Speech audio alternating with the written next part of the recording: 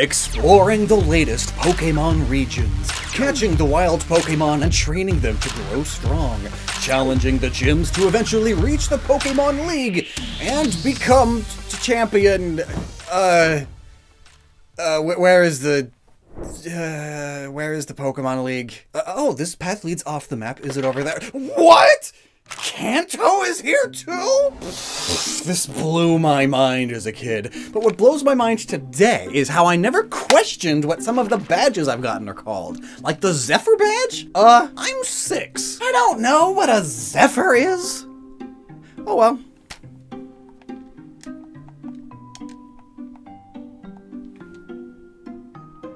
But now as an adult, my curiosity is piqued. So, let's explain all of Johto's gym badges, and we start off strong with a pretty sensible design that makes sense for the gym's typing. It's the Zephyr Badge from the flying type gym run by Falconer, the Falconer, in Violet City. It turns out a Zephyr is a wind that blows from the west, or even just a gentle breeze in general. Johto is immediately west of Kanto after all, but the word itself comes from Zephyrus, or Zephyrus, the winged Greek god of the western wind who brings the spring. So you could say the Zephyr Badge is depicting Zephyrus's wings, which would be very fitting for a flying type badge. Though, due to the wings being so simplified, they also make me think of Lugia's weird feather finger things, and Lugia was one of the 2 box legendaries for this gen, and flying type, which itself is also represented by the color violet. It all comes together. But moving over to Azalea Town now, we face Bugsy and get the bug type Hive Badge, which looks like a ladybug? Okay, this was the gen that introduced Ladybug, and Bugsy doesn't even have one. What the heck? And to make matters worse, ladybugs don't make hives, nor does the badge in any way resemble a hive. And what is it? This is Gen 2. What makes hives here? Bees. I guess he does have a kakuna. The original Japanese name makes much more sense. Here it's simply called the Insect Badge. It's simpler and more to the point, yes, but it's much better fitting. I'd have taken Bug Badge even. Hive just doesn't really work, but this is supposed to be an explainer video, not an opinion piece.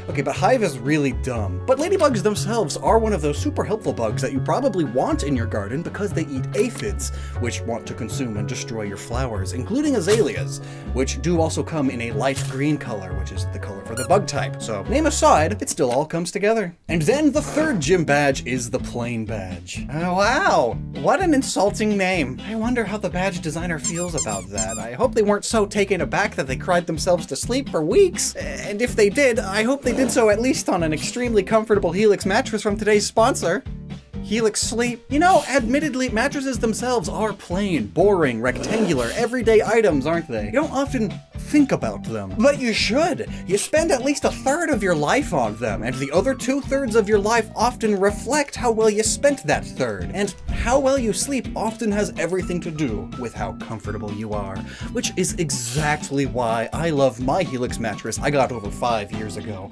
Upgrading to it was like a huge difference, like night and day, a massive improvement over my generic cheapo afterthought of a hand-me-down mattress. I mean, Helix makes premium mattresses customized to fit your needs. By simply taking their quick and easy online sleep quiz, they can match you to the perfect mattress based on you and a partner's body types and sleep preferences. Side sleeper, back sleeper, fetal position, cow. Do you prefer to lay on something more firm or more soft? And how about your significant other? Are they hot or cold sleepers? My wife is literally a furnace, so we both super appreciate the cooling cover on our Helix Midnight Lux, which helps disperse excess body heat away, so I don't wake up in a puddle unless something goes really wrong, like a flood or a kitty accident. But that's worrying way too much. And Helix helps ease the worry about ordering a mattress online because Helix vacuum seals them and puts them in an easy-to-manage box, so setting it up is simple.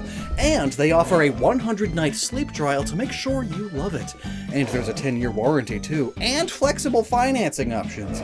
So if you're interested in evolving your less than optimal sleep quality, I've got a deal for you. Visit helixsleep.com/Lockstin to get 20% off of your Helix mattress plus 2 free pillows. They're white, wonderful, extremely soft and squishy, and soon to become your new normal, hopefully. So nice. I'm sure Whitney relates. So plain badge might sound a bit insulting, but I guess it's fitting for the normal type. The type named and known for being boring and nondescript. But actually it's really cool because this badge's name is like a triple pun. Or at the very least just uses multiple definitions of plain.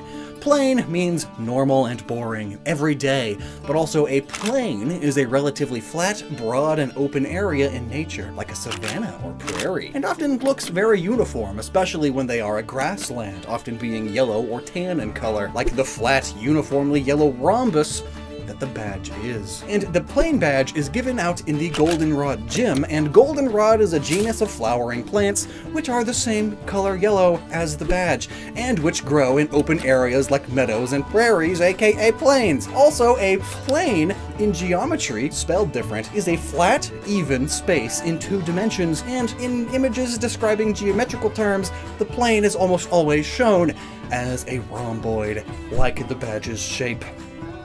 It's puns on top of puns, growing ever stronger as they continue to roll out. The gym leader here is the plainly white Whitney with her signature Miltank, which really is just the plainest everyday cow Pokemon ever. And where do cows like to spend most of their time? Yes, plains, munching and burping grass all day. Fertile plains tends to make the best farmland too, and if you look at satellite images of farmland, yeah, that's just a bunch of rhombuses. The 4th gym badge is the Fog Badge, which is given to you after completing the Ghost-type gym in Ecruteak City. It looks like a ghostly, wispy apparition, and fog and mist are heavily tied to beliefs in ghosts and undead souls around the world, because it's so spooky dooky. It's all very fitting of the Japanese traditional style city as well. Many yokai are said to have caused or be found in mist and fog. Thick fog is often evidence of ghostly activity nearby as well. So the very mortal gym leader, Morty, better be careful. Tangent! This is a rare instance of the color the city is named after not matching the gym badge and type. The teak in Ecruteak comes from a type of tree, as most of Johto city names combine a color and a tree. But the color Ecru is a tannish beige skinny color, kind of like a grayish yellow even, which the badge is not, but it does fit thematically, as this color is traditionally the color of unbleached linen, which is what you would use to wrap up dead bodies. Notably, it's also the color of Sung Ming Dynasty mourning clothes. But enough about death, it's time we get the Storm Badge, which is the flying type, wait, no, is the electric, no, it's the fighting type gym. Okay, I guess that makes sense. A lot of fighting styles use a storm of quick attacks all in quick succession. His fists came flying at me like a hurricane and stuff like that. And the badge itself does very much look like a cartoony fist in a fighting glove. Still though, I prefer the Japanese name, which translates to Shock Badge, which is still a bit confusing, but I don't know how they could make its fighting type any more clearer, sort of naming it like the Punching Bag Badge. I mean the Punching Badge. Yeah. But it's given to you by Chuck in Sionwood City, which is another instance of the city name not fitting. So maybe it's not as rare as I was thinking before. It's Cyan Wood. Sionwood. Yeah? It's cyan, like the water of the port. It's a port town, but the fighting type is not cyan. But waves can be. This city does get hit by stormy waves, and think about the classic expert fighter training that involves sitting under a waterfall, which Chuck literally does. Practicing your fighting moves on the beach during a storm is another theatrical way to train your endurance. His blows are like the ocean waves, ceaselessly pounding the opponent. It's why one of the Urshifus is fighting water type, by the way. Plus, Chuck's main Pokemon is the water fighting type Poliwrath. So I guess it works out. Now, the Mineral Badge. Steel type. Notably, in Japanese, the badge is just called the Steel Badge directly, which is on the nose, but at least it's more straightforward. I hear Mineral Badge and I think rock, you know?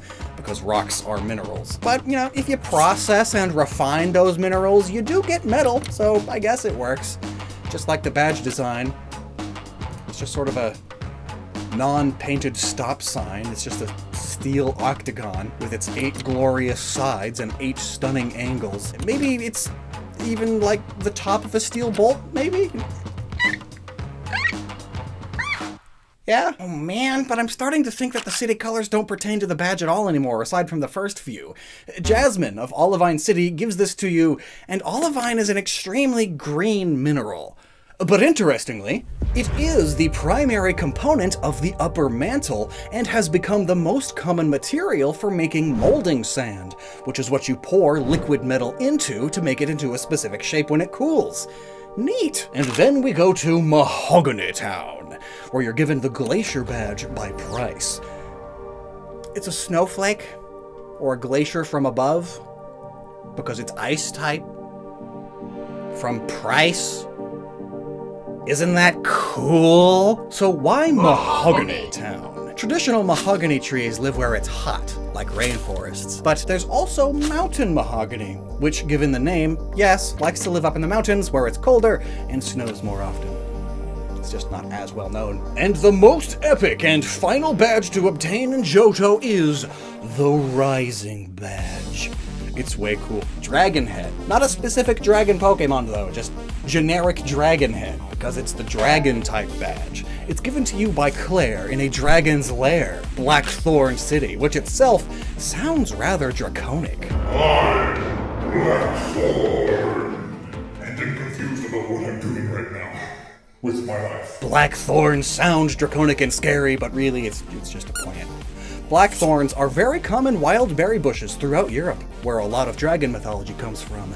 The fruit tends to be a very dark blackish purple, which is very fitting for the dragon type and this badge. Oh yeah, and it's called the Rising Badge because A, you're a rising star for getting it, it's the 8th badge, your next step is the Elite Four, and B, dragons rise really, really quickly into the sky, or even rise up waterfalls, in this case. Waterfall is the HM you're allowed to use after getting this badge. And I'm sure you know the story that Magikarp is based on, a simple carp being turned into a dragon after successfully rising up a waterfall. Yeah. So all in all, it's good to see that while the badges are a bit more straightforward in this generation, there are still some fun connections to be made with uncommon words and meanings, as well as how they link up to the cities and gym leaders and types that they're associated with. If you missed Gen 1's badges, here's that, and when we do Gen 3, here's that. And until next time, you never stop using your noggin, unless you really, really want to, but I wouldn't recommend it.